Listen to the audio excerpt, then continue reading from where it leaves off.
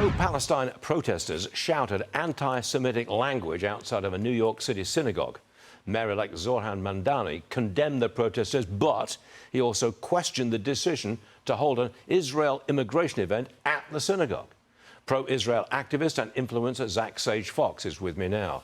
This is not helping Mamdani build ties with the Jewish community. No, it's really not. Jews are, I think, even more disturbed than they thought they might be before he's taken office. I mean, it's basically what happened that night. He's saying that they violated international law because there was a meeting about Jews moving to Israel. We're not even talking the West Bank. I mean, one, he is the mayor of New York City. To be talking about international law with arresting Netanyahu and then this is ridiculous. And I don't know if we've ever seen a case in America where a mayor is citing international law to fit their disturbing agenda, especially when it comes to anti-Semitism. So Jews are terrified, and they have the right to be. We just saw a clip there. Mamdani was walking out of a building. Yeah. He was challenged. It might have been you, actually. Yeah. Challenged. What do you say to these protesters? Are you going to condemn them?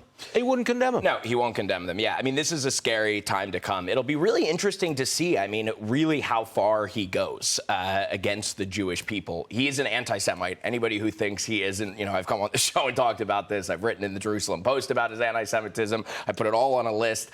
We've never had an elected official with such an anti-Semitic past. The question is, how is he going to use that power against the Jews? Because we are ready with lawyers waiting on the sidelines to go at it. And I know a lot of lawyers are already considering going at this specific case. Obviously, he's not mayor yet, but if he does, he better be ready. What specific case? The protest at the synagogue? Yeah, I'm saying, obviously, he's not there, but Jews are already looking into what happened that night and the security issues that were there. So I'm just saying, he's watched very closely. And, I said this the night he won. Listen, I was part of the Cuomo campaign. I ran social media for the last month. Our videos did help close the gap by 8 to 9 points.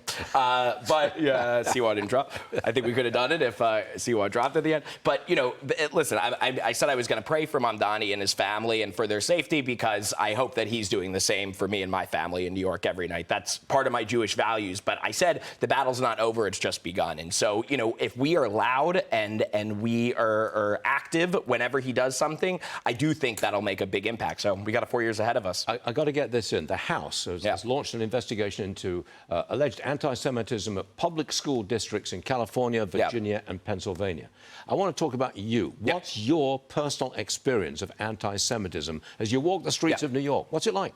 Yeah, well, specifically when it comes to actual schools, I think I'm really glad you asked me that. We just did a report on our channel, Street Smart, and specifically we took Jewish high schoolers and had them meet with anti-Israel activists. And the Jewish high schoolers are sitting there telling them about all the anti-Semitism happening in high school because of what's happening on the pro-Palestinian marches. And what's happening is terrible. And, it was really disturbing because, you have a bunch of adults who hate Israel and they're trying to act like they don't hate Jews as they're listening to Jewish high schoolers tell them the ripple effects of what they've done over the last 2 years to them and how it's affected even teenagers and tweenagers.